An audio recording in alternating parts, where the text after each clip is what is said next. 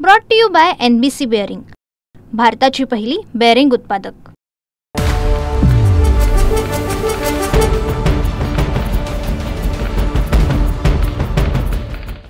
Upper Vaitarna आणि middle Vaitarna येथील पाणी आपण नदीपात्रातनं मोडक सागरला जमा करतो आणि इथून मुंबईसाठी जे पाणी जातं ते ट्रान्समिशन सिस्टीम चालू होते, ज्यामध्ये 3 मीटर डायाच्या ट्रंक मेन्स आहेत।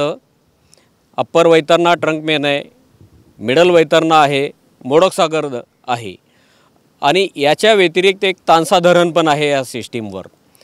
तर येथील पूर्ण पाणी सप्लाय हा भांडूप कॉम्प्लेक्सला जातो, तिथं ट्रीटमेंट होतं। यामध्ये एकूण साधारणतः अप्पर वैतरणामधनं per day 635 million litre, middle वैतरणामधून 440 मिलियन लिटर, मोडक सागरमधनं 440 मिलियन लिटर आणि तानस्यामधनं 500 मिलियन लिटर, असं एकूण साधारणतः 1500-1550 मिलियन लिटर प्लस जी भातसा सिस्टीम आहे मगाशी उल्लेख केला, त्यातनं आपण 550 ते 600 मिलियन लिटर पाणी इंजेक्ट करतो या सिस्टीममध्ये। आणि हे सर्व पाणी भांडूप कॉम्प्लेक्सला एकत्रितरित्या जवळपास 2550 मिलियन लिटर पाणी जातं। तिथं 2 ट्रीटमेंट प्लांट आहेत। ओल्ड ट्रीटमेंट प्लांट 1910 MLDचा आहे, नवीन ट्रीटमेंट प्लांट 900 MLDचा आहे।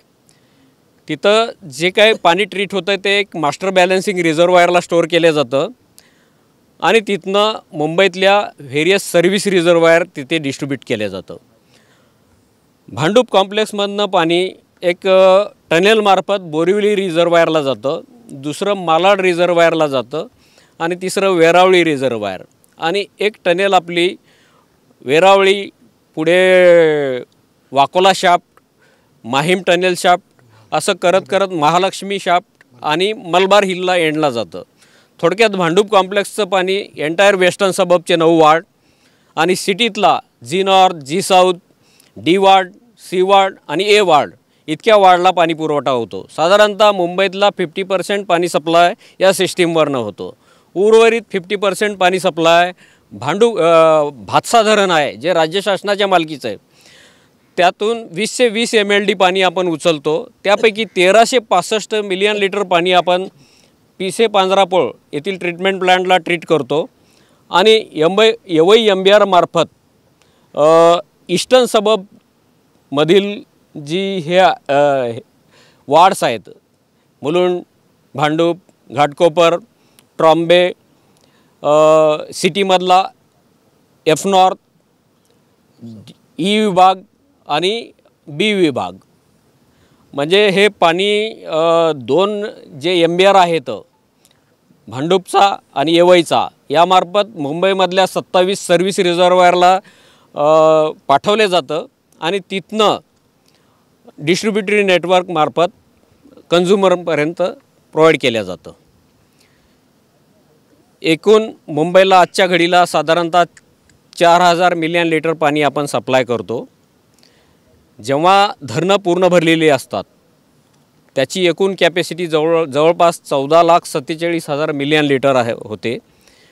आजच्या घडीला 99.70% धरणं भरलेली आहेत, ऑलमोस्ट सगळी ओव्हरफ्लो झालेली धरणं। याचं नियोजन आपण वर्षभरासाठी करतो आणि पर डे साधारणतः 4000 MLD प्रमाणे आपण नियोजन करतो, जेणेकरून पुढील पावसाळा येईपर्यंत हे पाणी पुरवले जाईल। सर, आपण जर बघितलं, गळती असेल, पाईपलाईनची गळती असेल, पाईपलाईन फुटतात, तर अनेक अडचणी आपल्याला येत असतात। कारण जसं आपण मगाशी म्हटलं की सिमेंट काँक्रीटचा जो रस्ता बनतो त्यामुळे हे अनेक अडचणी येत असतात। नेमकं काय अडचणी येतात? हे बघा, जे फिजिबल लिकेजेस आहेत ते तातडीनं आपल्याला रिपेअर करायला हाती घेण्यात येतात, बट जे अंडरग्राऊंड लिकेजेस आहेत ते डिटेक्ट करणं फार मोठी गोष्ट आहे।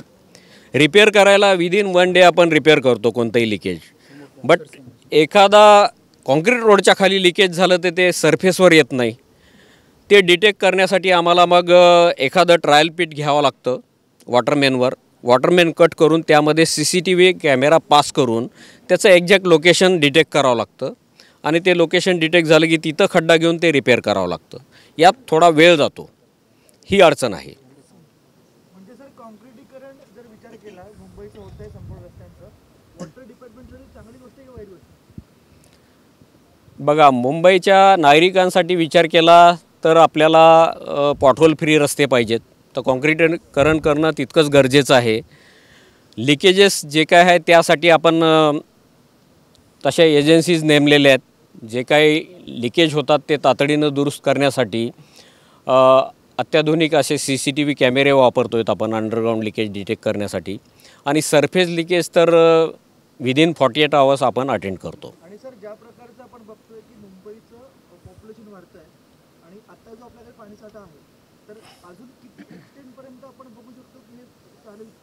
लोकसंख्या वाढली मुंबईची, पाणीसाठ्याचा विचार केला. बघा, आजच्या घडीला जो काही आपल्याकडं साठा निर्माण होतो, पर डे आपण 4000, फार तर 4100पर्यंत पर डे आपण सप्लाय करू शकतो. एवढं सप्लाय करून पण आपल्याला नेहमी मे आणि जूनमध्ये रिझर्व्ह स्टॉकमधनं राज्य शासनाकडून पाणी उचलावं लागते. आजची पाण्याची गरज साधारणतः 4600 मिलियन लिटर आहे. आणि लास्ट आपला जो सोर्स डेव्हलप झाला आहे मिडल वैतरणा डॅम, तो 2014ला झाला आहे. 2014 ते 25मध्ये नवीन सोर्स ॲड नाही झालेला. आणि त्यामुळे आणि वेगानं वाढणारं पॉप्युलेशन, रिडेव्हलपमेंट, SRA रिडेव्हलप होत आहेत, त्यामुळं पाण्याची गरज दिवसेंदिवस वाढत चाललेली आहे. आजच्या घडीलाच आपल्याला रिझर्व्ह स्टॉकवर अवलंबून राहावं लागत असल्यामुळे भविष्यात वाढणारी लोकसंख्या आणि विकास यासाठी कॉर्पोरेशननं नियोजन केलेलं आहे. आणि गारगाई धरण तसेच निक्षारीकरण प्रकल्प हे फास्ट ट्रॅकवर घेतलेले आहेत. त्याच्या परवानग्या अंतिम टप्प्यात आलेल्या आहेत गारगाई धरणाच्या. आणि एकदा ते वाईल्डलाईफ, फॉरेस्ट आणि इतर परवानग्या मिळाल्या की ते आम्ही तातडीनं त्याची निविदा प्रक्रिया राबवून तो प्रकल्प लवकरात लवकर कंप्लीट करू, जेणेकरून आम्हाला ॲडिशनल 440 MLD पाणी सप्लाय प्रतिदिन मिळू शकेल. सर, आपण जर बघितलं पाऊस उशिरा सुरू झाला, धरणं देखील ओव्हरफ्लो झाले, त्यामुळे मुंबईकरांना वर्षभराची जी पाण्याची टंचाई आहे ती दूर होणार? निश्चितच यावेळेस पूर्ण क्षमतेनं धरणं भरलेली आहेत आणि या कॅपॅसिटीनुसार आपण हा पाणीपुरवठा एंटायर येणाऱ्या सीझनमध्ये पुरवू शकतो. गरज भासली तर आपण फॅग एंडला म्हणजे मे जूनसाठी रिझर्व्ह कोट्यामधनं पाणी राज्य शासनाकडून अप्पर वैतरणा आणि भातसामध्ये घेऊ शकतो. आणि त्यामुळे आता मुंबईकरांची पाण्याची चिंता मिटली असं म्हणायला काय हरकत नाही. सर, याचमध्ये किती अनधिकृतरित्या पाण्याचा वापर हा सध्या मुंबईमध्ये केला जातो? किती टक्केवारी आहे? ती टक्केवारी बायफर्केट करणं मुश्किल आहे, पण जे काय अनधिकृत कनेक्शन आढळतात त्याच्यावर निरंतर कारवाई 12 महिने चालू असते. आणि याला अटकाव लागावा आणि याचं प्रमाण कमी व्हावं म्हणून महापालिकेनं 2022 साली सर्वांसाठी पाणी हे धोरण राबवलेलं आहे. आणि गेल्या 3-3.5 वर्षामध्ये साधारणतः 22,000 जलजोडण्या आम्ही अलॉट केलेल्या आहेत, जेणेकरून जे काय अनऑथराईज वापर होता त्या प्रमाणात आता कमी होत झालेला आहे आणि निरंतर हे प्रमाण कमी होत जाईल अशी आमची अपेक्षा आहे. Brought to you by NBC bearing, भारताची पहिली बेअरिंग उत्पादक.